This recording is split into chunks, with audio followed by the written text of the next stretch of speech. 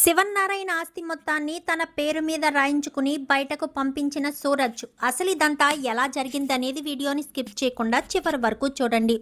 కార్తీక దీపం అప్కమింగ్ ఎపిసోడ్స్లో ఏం జరగబోతుందో ముందుగా తెలుసుకోవాలి అనుకుంటే కింద కనిపిస్తున్న హైప్ బటన్ మీద క్లిక్ చేసి వీడియోని లైక్ చేసి ఛానల్ని సబ్స్క్రైబ్ చేసుకుని పక్కనే ఉన్న బెల్ సింబల్లో ఆల్ పై క్లిక్ చేయండి.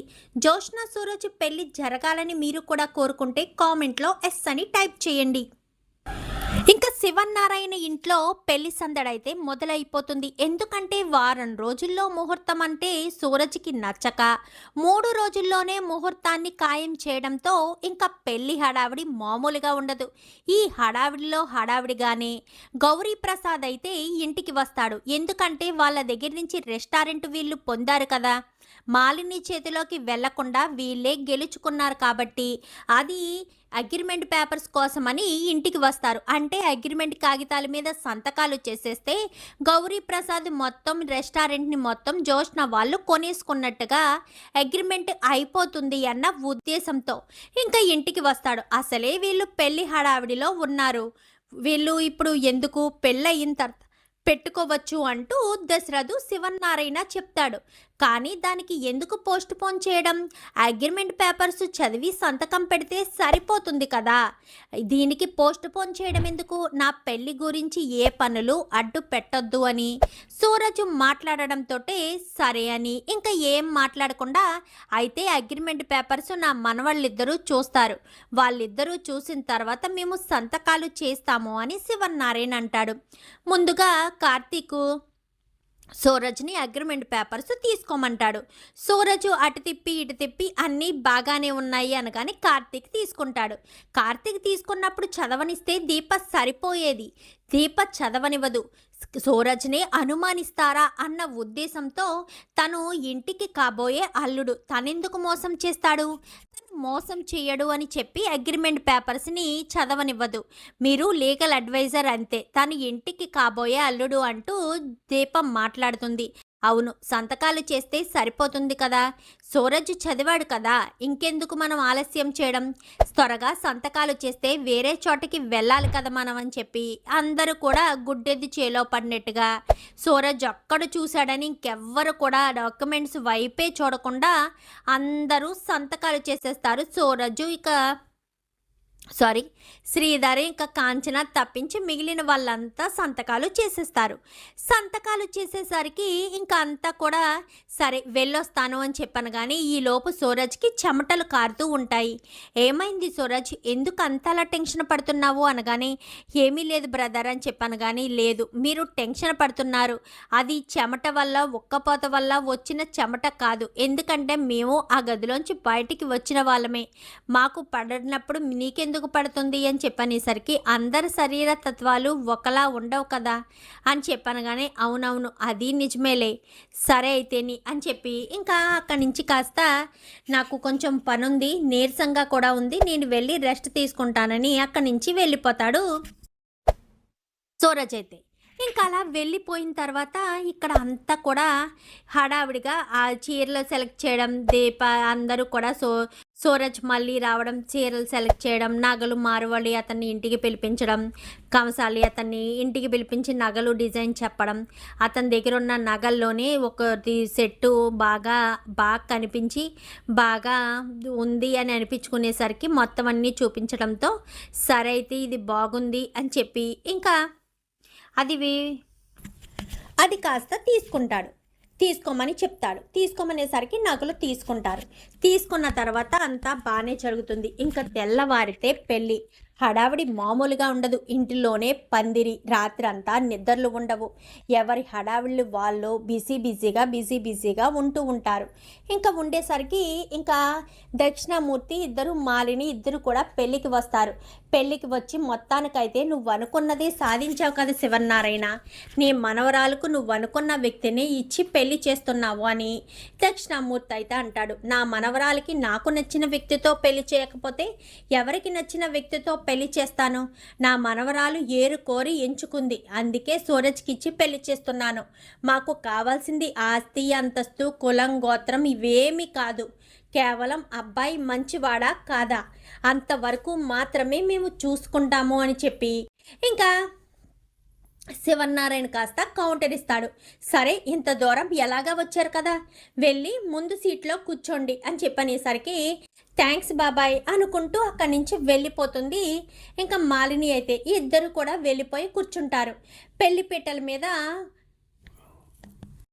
సూరజు జోష్న ఇద్దరు కూడా కూర్చుని మంత్రాలు పూజారి చదివిస్తూ ఉంటే మంత్రాలు చదువుతూ ఇద్దరు ఒకరి ముఖాలు ఒకరు చూసుకుని చాలా సంతోషపడిపోతాడు. నువ్వు నన్ను పెళ్లి చేసుకుంటావని అనుకోలేదు జోష్న అని చెప్పాను, కానీ నేనే అదృష్టవంతురాల్ని. నువ్వు నా లైఫ్లోకి వచ్చాకే నాలో ఇంత మార్పు వచ్చింది అంటూ జోష్న చెప్పడం, అమ్మా మీరిద్దరూ పెళ్ళయిన తర్వాత మాట్లాడుకుందరుగానమ్మా, పెళ్లిపీటల మీద నేను చెప్పిన మంత్రాలు చెప్పండి అమ్మా అని చెప్పనేసరికి ఇంకా ఇద్దరు కూడా పెళ్లిపీటల మీద మంత్రాలు చదువుతూ ఉంటారు, చెప్తూ ఉంటారు. ఇంకా ఇది ఇలాగే కొనసాగుతూ ఉంటుంది. వచ్చేవాళ్ళు వస్తూ ఉంటారు. ఏదో ఇంపార్టెంట్ జనాల్ని మాత్రమే పిలిచారు కదా, ఎందుకంటే పెళ్ళి ఇంట్లో పందిర్లో కదా, సో ఇంపార్టెంట్ వాళ్ళని పిలవడంతో ఇంపార్టెంట్ వాళ్ళు మాత్రమే వస్తూ ఉంటారు. అంతా హడావిడిగా చాలా సంతోషంగా అయితే జోష్న ఇటు సూరజ్ ఒకరి ముఖాలు ఒకరు చూసుకుంటారు. ఇంకా మాలిని దక్షిణామూర్తి, ఏంటి మామయ్య ఈ పెళ్ళికి మనం రావడం అంత అవసరమా అనగానే, తప్పదమ్మా, తను ఎంత కాదన్నా నా మనవరాలు, నీ మేనకోడలు, వాళ్ళు మనకు పెళ్ళికి పిలిచినా పిలవకపోయినా బాధ్యతగా మనం ఇక్కడికి వచ్చి ఇక్కడ కూర్చుని వాళ్ళకి 4 అక్షింతలు వేసి వాళ్ళని చల్లగా ఉండమని ఆశీర్వదించడం మనకు ఎంతైనా ముఖ్యమే అని చెప్పనేసరికి, సరే మామయ్య మీరు మీ మాట నేను కాదనలేకపోతున్నాను అంటూ మాలిని చెప్తుంది. మాలిని చెప్పేసరికి ఇంకా ఇదంతా కూడా జరుగుతూ ఉంటుంది. పెళ్ళి మాంగళ్యధారణ కానివ్వండి అనగానే పంతులు గారైతే మాంగళ్యధారణ కానిస్తారు.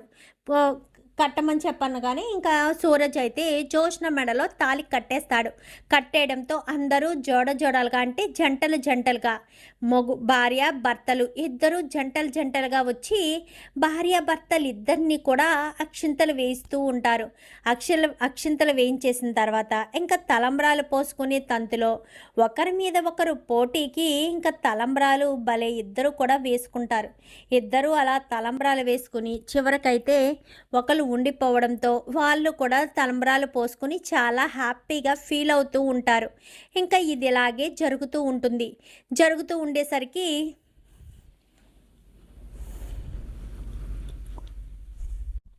ఇంకా జోష్న సూరజ్ పెళ్ళి అందరూ అనుకుంటున్నట్టుగానే ఇంచుమించుగా పెళ్ళి జరిగిపోతుంది.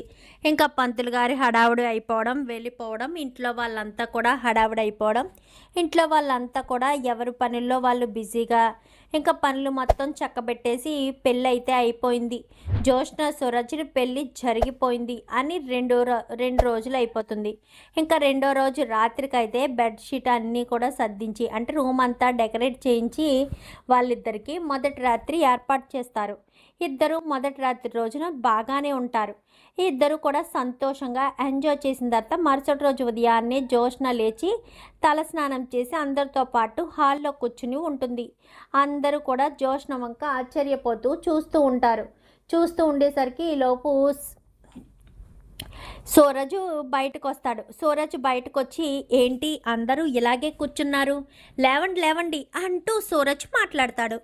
ఏంటి సూరజ్ ఏమంటున్నావు, అందరూ ఇలాగే కూర్చున్నారేంటి, లేవండి అంటూ మాట్లాడుతున్నావేంటి, ఎక్కడికి తీసుకువెళ్తావు అనగాని, నేనెక్కడికి తీసుకువెళ్తాను మిమ్మల్ని, మీరే ఇల్లు వదిలి వెళ్ళిపోవాలి కదా అని చెప్పనేసరికి, ఏం మాట్లాడుతున్నావు సూరజ్, మేము ఇల్లు వదిలి వెళ్ళిపోవడం ఏంటి, లేవండి అని చెప్పనేసరికి, సూరజ్ నువ్వు మాట్లాడేది ఏమన్నా అర్థం ఉందా, నీకేమన్నా అర్థమవుతుందా అని చెప్పాను. కానీ ఏం అర్థం అవ్వాలి, ఏం మాట్లాడుతున్నావు, అన్నీ అర్థమవుతున్నాయి కానీ ఏంటో మీరు మాట్లాడేది నాకేమీ అర్థం కావట్లేదు అని చెప్పి, ఏం మాట్లాడుతున్నావు మనవడా, మమ్మల్ని ఇంట్లోంచి వెళ్ళిపోమని అంటావేంటి, జోక్ చేస్తున్నావా, పెళ్ళి నిన్న కదా అయింది, ఈరోజు జోక్ చేస్తున్నావేంటి, నువ్వు జోక్ వేసినా నవ్వేంత ఓపిక లేదు మనవడా అని చెప్పి పారిజాతం అంటుంది. ఏం మాట్లాడుతున్నారు, నేను ఇంత సీరియస్గా మాట్లాడుతుంటే మీకు జోక్ చేస్తున్నట్టు అనిపిస్తుందా, నేను జోకెందుకు చేస్తాను?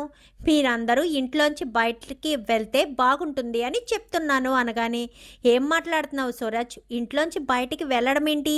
ఆర్ యూ సీరియస్ అనగానే, అవును బ్రదర్ సీరియస్‌గానే చెప్తున్నాను. ఈ ఇల్లు మొత్తం నాది. శివన్నారాయణ గారి ఆస్తులు మొత్తం నాయి అని చెప్పనేసరికి, ఏం మాట్లాడుతున్నావు సూరజ్? ఆస్తులు మొత్తం నీయేంటి? మొన్న గౌరీ ప్రసాద్ గారు వచ్చి అగ్రిమెంట్ కాగితాల మీద సంతకాలు చేయించుకున్నారు కదా దస్తావేజుల మీద. మీరెవ్వరూ కూడా అవి చూడకుండా, చదవకుండా మీరు నేనొక్కడిని చదివానని చెప్పి నా మీద పూర్తి నమ్మకంతో మీరంతా సంతకాలు చేశారు కదా! అవేంటనుకుంటున్నారు? శివన్నారాయణ గారి పేరు మీద ఉన్నవి, దశరథ్ గారి పేరు మీద ఉన్నవి, ప్రతి ఒక్కళ్ళ పేరు మీద ఉన్న ప్రతి ఒక్క ఆస్తిని కూడా నేను నా పేరు మీదకి చేయించేసుకున్నాను. పారిజాతం గారి పేరు మీద ఏమీ లేవు కాబట్టి ఆవిడని సంతకం పెట్టమని అడగలేదు. వీటన్నింటికి సాక్షి సంతకంగా కార్తీక్ దీప గారినే సాక్షి సంతకాలు పెట్టమని చెప్పాను అనేసరికి ఒక్కసారిగా అందరికీ కూడా మబ్బులిడిపోతాయి. అందరూ ఆశ్చర్యపోయి షాక్తో చూస్తూ ఉంటారు. ఏం మాట్లాడుతున్నావు సూరజ్? ఆస్తి మొత్తం నువ్వు రాయించుకోవడం ఏంటి? లేదంటే జోష్నను ఊరికనే పెళ్లి చేసుకున్నాను అనుకున్నారా? ఆస్తి మొత్తం నా చేతిలోకి వచ్చేసింది అని చెప్పనేసరికి, ఎలాగా జోష్న ఒక్కగానొక్క వారసురాలే కదా! ఆస్తి మొత్తం నా చేతిలోకి వచ్చేసిందని మీరెలా చెప్తున్నారు? ఆస్తి మొత్తం నా చేతిలోకి రానే రాదు. ఎందుకంటే జోష్న ఇంటి వారసురాలు అనుకుంటున్నారా? జోష్న కాదు ఇంటి అసలైన వారసురాలు, దీప. దీప గారే ఇంటి అసలైన వారసురాలు అన్న విషయం నాకు తెలుసు. జోష్నకు నాకు పెళ్ళైన మరుక్షణం జోష్న నేను ఇంటి వారసురాలను కాదు అన్న విషయాన్ని బయట పెడుతుంది అన్న విషయం కూడా నాకు తెలుసు. అందుకనే నేను ఈ విషయాన్ని సీరియస్గా తీసుకుని జోష్న ఎలాగా తను ఇంటి వారసురాలు కాదన్న విషయం బయట పెడితే ఇంకా తనకి ఒక్క పైసా ఆస్తి కూడా రాదు. నేను లైఫ్లో సెటిల్ అవ్వాలి అంటే ఇంత ఆస్తి ఎప్పుడు సంపాదించగలను? ఎప్పటికీ నేను సంపాదించలేను. అందుకోసమనే జోష్నను పెళ్లి చేసుకుని సంతోషంగా ఉంటూ హ్యాపీగా ఉందాము, ఇంత ఆస్తిని సంపాదించే కష్టం లేకుండా కాలు మీద కాలేసుకుని దర్జాగా సంతోషంగా ఉందామన్న ఉద్దేశంతోనే జోష్న వెంట పడ్డాను. జోష్నను నా చెక్కు చేతల్లోకి తీసుకోవాలనుకున్నాను. ఏ అమ్మాయినైతే అహం మీద కొడితే ఆ అమ్మాయి ఖచ్చితంగా మన గ్రిప్లోకి వస్తుందో జోష్నను కూడా నేను అలాంటి అహం మీదే కొట్టాను. జోష్న లాంటి పొగరబోత అమ్మాయిని పొగరు దించాలి అంటే రిజెక్ట్ చెయ్యాలి అనే ఆయుధాన్ని ఉపయోగించాను. రిజెక్ట్ చేసిన వాడినే నేను పెళ్లి చేసుకోవాలి అనే పంతం ఉంటుంది జోష్నకు. జోష్న మెంటాలిటీ ఏంటో నాకు బాగా తెలుసు. తన మెంటాలిటీ గురించి తెలుసు కాబట్టే నేను ఈ రకంగా ఇలా ప్లాన్ చేసి జోష్న నా మైకంలో పడేటట్టు చేసుకున్నాను. ఇప్పుడు జోష్న నా సొంతం అయిపోయింది. జోష్నను నేను పెళ్లి చేసుకున్నాను. నాకు ఈ నిజం జోష్నని ప్రేమించిన తర్వాత నాకు తెలిసింది. ఏం చేయాలి అని ఆలోచించాను. ఆస్తి మొత్తం జోష్న పేరు మీద ఉంది కదా, జోష్న ఇంటి వారసురాలు కాదు అన్న విషయం బయటపడేలోపే మా పెళ్ళి జరిగిపోవాలి. అందుకే వారం రోజుల్లో ముహూర్తం అని మీరంటే వారం రోజులు వద్దు, 3 రోజుల్లో ముహూర్తం కానిచ్చి పెళ్ళి చేసేయండి అని చెప్పాను. ఎందుకంటే పెళ్ళి చేసిన మరుక్షణం జోష్న పేరు మీదకి ఆస్తి మొత్తం వస్తుంది. జోష్నేమో ఆస్తి మొత్తాన్ని దీపకు అప్పగించాలని కోరుకుంటుంది. ఎందుకంటే దీపే ఇంటి అసలైన వారసురాలు కాబట్టి. పారిజాతం గారు చేసిన పని వల్ల జోష్న ఈ ఇంటి వారసురాలుగా ఉంది. ఈ ఇంటి వారసురాలుగా ఉండాల్సిన దీప ఎక్కడో వేరే వాళ్ళ దగ్గర పెరిగింది. ఈ విషయాలన్నీ కూడా వీళ్ళు మాట్లాడుకుంటే విన్నాను. అప్పుడు నాకు అసలు విషయం అర్థమైంది. ఏదేమైనా పెళ్ళికి ముందే ఆస్తి నా చేతుల్లోకి రావాలి అన్న ఉద్దేశంతోనే నేను ఇలా ప్లాన్ చేశాను. గౌరీ ప్రసాద్ గారితో ప్లాన్ చేశాను. గౌరీ ప్రసాద్ గారిని పెళ్ళికి ముందే రమ్మని చెప్పాను. ఆ హడావిడిలోనే సంతకాలు అయిపోవాలని. తీరా మోసి ఇంటికి వచ్చాక సంతకాలు పెట్టానని చెప్పారు. ఏం చేయాలి, ఎలా చేయాలి అని ఆలోచించినప్పుడు అప్పుడు నాకు అర్థమైంది నా పెళ్ళి ఎవరికి ఏ పనికి ఆటంకం కాకూడదు అని. దానికి తోడు నా మాయలో పడ్డ జోష్న నేను తానా అంటే తను తందానా అంటూ నా మాటకు వంత పాడుతూ నాకు ప్రతి క్షణం సపోర్ట్గా ఉంది జోష్న. అంతటి సపోర్టు జోష్న ఇవ్వడం వల్లే మీ ఆస్తి మొత్తాన్ని నేను సొంతం చేసుకోగలిగాను అంటూ ఇంకా సూరజ్ అస్సలు విషయం బయట పెడతాడు. బయట పెట్టేసేసరికి ఎంత పని చేశావు, ఇప్పుడు మా ఆస్తి అనగానే చూడండి శివన్నారాయణ గారు, మీరు ఎంత ఏడ్చి మొత్తుకున్నా గింజుకున్నా ఎలాంటి ఉపయోగం లేదు. ఎందుకంటే ఆస్తి మొత్తం నా గ్రిప్లోకి నా హ్యాండ్ ఓవర్లోకి వచ్చేసింది. ఇంకా నా హ్యాండ్ ఓవర్లోకి ఆస్తి వచ్చేసింది కాబట్టి ఎవరు ఏమనుకున్నా ఏం చేసినా కానీ మీరు నా నుంచి ఆస్తిని తీసుకోలేరు. మీరు మనస్ఫూర్తిగానే నా చేతుల మీద ఆస్తి నా చేతుల్లో పెట్టినట్టు. నా మనవరాలు పెళ్ళయిన తర్వాత ఆస్తి మొత్తం నా మనవడికే చెందాలి అని అగ్రిమెంట్లో క్లాస్ కూడా ఉంది.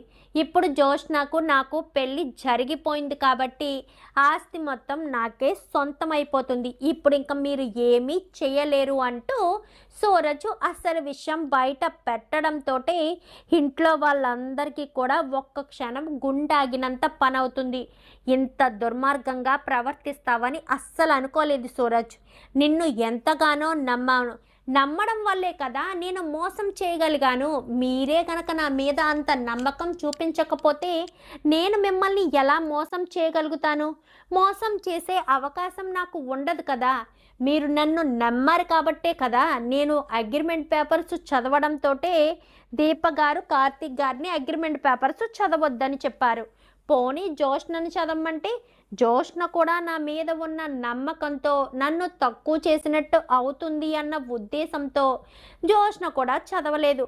నేను కొంచెం మాత్రమే ప్రయత్నం చేశాను. కానీ మీరందరూ కూడా మీకు తెలియకుండానే నాకు సపోర్ట్ చేసి ఇటు దీప అటు జోష్న గారు అందరూ కూడా నాకు సపోర్ట్ చేసి చక్కగా నా పని చాలా సునాయాసంగా జరిగిపోయేటట్టు చేశారు అంటూ మాట్లాడేసరికి ఒక్కసారిగా ఇంకా కార్తీకు, దీప, శివన్నారాయణ, దశరథ, పారిజాతం, సుమిత్ర, ఇంకా జోష్న, శ్రీధరు, కాంచన అందరూ కూడా నోర్లు ఎల్లబెట్టి అలా చూస్తూ ఉంటారు.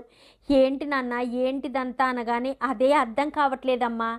ఎంతగానో నమ్మాము సూరజ్ని, కానీ సూరజ్ ఎలాంటి వాడని ఆస్తి కోసమే జోష్నను పెళ్లి చేసుకున్నాడు అన్న విషయం తెలుసుకోలేకపోయాము.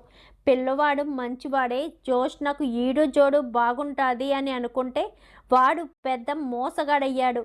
పెళ్ళికి ముందే ఆస్తి రాయించుకునే ప్రయత్నం చేశాడు అంటే ఇంకా మనల్ని ఇంకా వీడు బ్రతకనివ్వడు. మనం ఇంకా ఇంట్లో ఏం హక్కు ఉందని ఉంటాము, ఏం అధికారం ఉందని ఉంటాము. మనం ఎలాంటి హక్కు అధికారం లేకుండా ఉన్నాము. మనం ఎవరిని ఏమీ అనలేము అంటూ మాట్లాడేసరికి ఇప్పుడు ఏం చేద్దాము అనగాని ఏం చేయాలో అర్థం కాని పరిస్థితి. ఏంటో ఇలాంటి సిచ్యువేషన్ మాకే ఎందుకు కలుగుతుందో, ఎప్పుడు ఇలా నమ్మక ద్రోహం కలుగుతుందని అస్సలు అనుకోలేదు. కార్తీక్, దీప ఏం చేద్దాం రా అని చెప్పనేసరికి ఎవరి చేతుల్లో ఏమీ లేదు తాతయ్య గారు. మీరు అంటుండేవారు కదా నేను మీ మనవడిని అని, తాతయ్య అని పిలవమని, అందుకే తాతయ్య గారు అని ఇప్పుడు పిలుస్తున్నాను. మీకు నాకు సంబంధం ఉంది, కానీ ఈ ఆస్తికి మీకు ఎలాంటి సంబంధం లేదు. తక్షణమే మీరు ఇంటి నుంచి బయటికి వెళ్ళిపోతే మీకు మంచిది, నాకు మంచిది అని చెప్పనేసరికి నమ్మాము సూరజ్, చాలా నమ్మాము. కానీ ఇంత మోసం చేస్తావని కలలో కూడా అనుకోలేదు సూరజ్. నువ్వింత నమ్మక ద్రోహం చేసే వాడివని ఊహించను కూడా ఊహించలేదు. ఏంటి కార్తీక్ బ్రదర్, నమ్మితేనే కదా మోసం చేయగలము అన్న విషయం మీకు తెలీదా ఏంటి? మీరు గుడ్డిగా నమ్మారు, దానికి నేను కారణం కాదు కదా. నేను ఉండే రీతిలోనే నేను ఉన్నాను. మీకేమన్నా గొప్పలు చెప్పానా? నేనేమైనా చేశానా? నా హద్దుల్లో నేను ఉన్నాను. అలా ఉంటే మీరే నేను మంచివాడిని అనుకుని నా హద్దులు దాటి నేను ప్రవర్తించట్లేదని, నేను ఎంతో గొప్పవాడినని మీరే ఎక్కువ ఊహించుకుని నా మీద హోప్స్ పెట్టుకుని జోష్నకిచ్చి పెళ్లి చేయాలని మీరు ప్లాన్ చేశారు. కానీ ఈ జోష్న నా చెంప మీద కొట్టి మరీ నన్ను ఇంట్లోంచి పొమ్మని చెప్పింది. నేను ఆ రోజు ఇంట్లోంచి వెళ్ళిపోయిన తర్వాత జోష్నే తనంతట తానుగా ఇంటికి వచ్చి మరీ సూరజ్కి వైద్యం చేయించి నా హెల్త్ బాగోలేదని తెలుసుకుని మళ్ళీ నన్ను ఇంట్లోకి వచ్చేటట్టుగా చేశారు. నేను అలా ఇంట్లో అడుగు పెట్టిన తర్వాత మీరంతా కూడా మళ్ళీ సూరజ్ ఇంట్లో అడుగు పెట్టాడు అనుకున్నారు. ఇంకా సుమిత్ర గారు అయితే నేను ఏ తప్పు చెయ్యలేదనుకుంటే మా హౌస్లోనే ఉండమని హామీ కూడా ఇచ్చారు. ఇంతమంది ఇన్ని రకాలుగా నేను నా చేతుల్లో మోసపోవడానికి వాళ్ళే నన్ను మళ్ళీ ఆ ఇంటికి పిలిపించుకుంటున్నారని తెలిసి నేను చాలా సంతోషపడ్డాను. నేను ఈ ఇంట్లో అడుగు పెట్టడం ఒక స్కెచ్ ప్రకారం, ఒక ప్లాన్ ప్రకారం అందరినీ నమ్మించి మోసం చేసి ఈ ఇంట్లో అడుగు పెట్టాను. సరేనా? అది ఈరోజు నిన్న మొదలైంది కాదు. జోష్నను అబ్జర్వ్ చేశాను. అంత చేసిన తర్వాత జోష్నకు ఎంత పొగరో గమనించాను. ఏం చేయడానికైనా వెనకాడదు అని తెలుసుకున్నాను. అలా తెలుసుకునే ఇంతవరకు వచ్చింది అంటూ మాట్లాడేసరికి ఒక్కసారిగా జోష్నకు ఇంకా చాలా షాక్గా అనిపిస్తుంది. ఎందుకంటే జోష్న కూడా ఊహించి ఉండదు, ఇలా సూరజ్ చేస్తాడని అనుకోలేదు. తనను మార్చింది సూరజ్ అన్న సంబరంలో ఉన్న జోష్నకు ఇదొక తీరని లోటులాగే ఉండిపోతుంది. ఎందుకంటే సూరజ్ ఈ రకమైన వాడని, ఇలాంటి దుర్మార్గుడని జోష్న మాత్రం నమ్మలేదు కదా. సో అంటే తనకు నమ్మకం కలగలేదు కదా. సో అందుకని జోష్న అయితే సూరజ్ మోసం చేశాడు అన్న విషయంలోంచి బయటికి రావడానికి చాలా టైమే పడుతుంది. ఇంకా అలా పడేసరికి అందరూ నా ట్రాప్లో చిక్కుకున్నారు, జోష్నతో సహా. జోష్న అనుకుంటుంది నేను మహా తెలివైన దాన్ని, నన్ను ఎవరూ మోసం చేసేవాళ్ళు లేరు అని. కానీ జోష్నతో సహా అందరూ నా చేతుల్లో కీలి బొమ్మలు అయిపోయారు అంటూ ఇంకా సూరజ్ మాట్లాడేసరికి వెళ్ళండి, ఒక్క క్షణం కూడా మీరు ఇక్కడ ఉండడానికి వీల్లేదు, లేదా మనుషులు పెట్టి బయటకు గెంటాల్సిన పరిస్థితి వస్తుంది. మీ అంతటా మీరే ఇంట్లోంచి వెళ్ళిపోతారో లేక నా చేత బయటికి గెంటింపబడతారో మీ ఇష్టం, మీరు ఎలా అనుకున్నా మీ ఇష్టం అని చెప్పి ఇంకా మాట్లాడేసరికి ఇంకా ఏం మాట్లాడాలో అర్థం కాదు. నిన్ను మాత్రం వదిలిపెట్టంరా అని చెప్పాను, కానీ మీరు నన్ను ఏం చేయలేరు. ఆస్తి నేను బలవంతంగా రాయించుకున్నది కాదు, మీ ఇష్టపూర్వకంగా మనపూర్వకంగా ప్రతి ఒక్కరు కూడా చిరు కానుకగా ఇస్తున్నట్టుగానే అందులో రాశారు తెలుసా. అది మీరు చదువుకోలేదు. ఒకరు కాకపోతే ఒకరైనా అగ్రిమెంట్ చదవాలి కదా. అది నా మీద మీకున్న నమ్మకంలే, నమ్మకాన్ని బట్టి మీరు సంతకాలు చేశారు. నేను మోసం చేస్తానని మీరు కలలో కూడా ఊహించి ఉండరు కదా. ఊహించని వారిని దెబ్బ కొట్టడమే ఈ సూరజ్ లక్ష్యం. కొడితే ఏనుగు కుంభస్థలాన్ని కొట్టాలి అన్న ఉద్దేశంతో ఇన్ని రోజులు అనుకున్నాను. ఈరోజు ఏనుగు కుంభస్థలాన్ని కొట్టాను నేను. ఇంకా ఏనుగు కుంభస్థలం నుంచి తప్పించుకోవడం ఎవ్వరి వల్ల సాధ్యం కాదు. నా పట్టు ఉడుంపట్ లాంటిది. నేను ఒక్కసారి పిడికిలి బిగించానంటే నా చేతుల్లోంచి గాలి కూడా ఊపిరాడదు. అలాంటిది మీ కుటుంబం మీద టార్గెట్ చేసి జోష్నను పెళ్లి చేసుకునే వరకు తీసుకొచ్చి మీ ఆస్తిని మొత్తం సొంతం చేసుకున్నాను. ఒక్క క్షణం కూడా మీరు ఇక్కడ ఉండడానికి వీల్లేదు.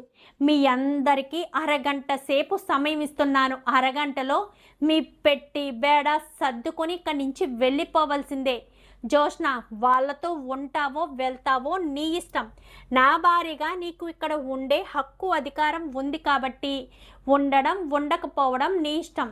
ఉంటావో వెళ్తావో మరి అని చెప్పి ఇంకా సూరజ్ చెప్పడంతో ఇంట్లో వాళ్ళందరికీ కూడా ఏం మాట్లాడాలో, ఏం చెయ్యాలో, ఏం అవ్వాలో, ఇంకా ఇందులోంచి ఎలా బయటికి రావాలో కూడా తెలియని సిచ్యువేషన్లోకి అయితే వెళ్ళిపోతారు. చూద్దాం మరి రాబోయే ఎపిసోడ్స్లో సూరజ్ కన్నింగ్ మెంటాలిటీ, అగ్రిమెంట్ చదవకుండా సంతకం పెట్టిన వెనక ఉన్న మతలబు ఇదే అయ్యుండాలని, సూరజ్ నిజస్వరూపం బయట పడుండాలని మీరు కూడా కోరుకుంటే కామెంట్లో మీ అభిప్రాయాన్ని తెలియచేయండి. Thank you for watching.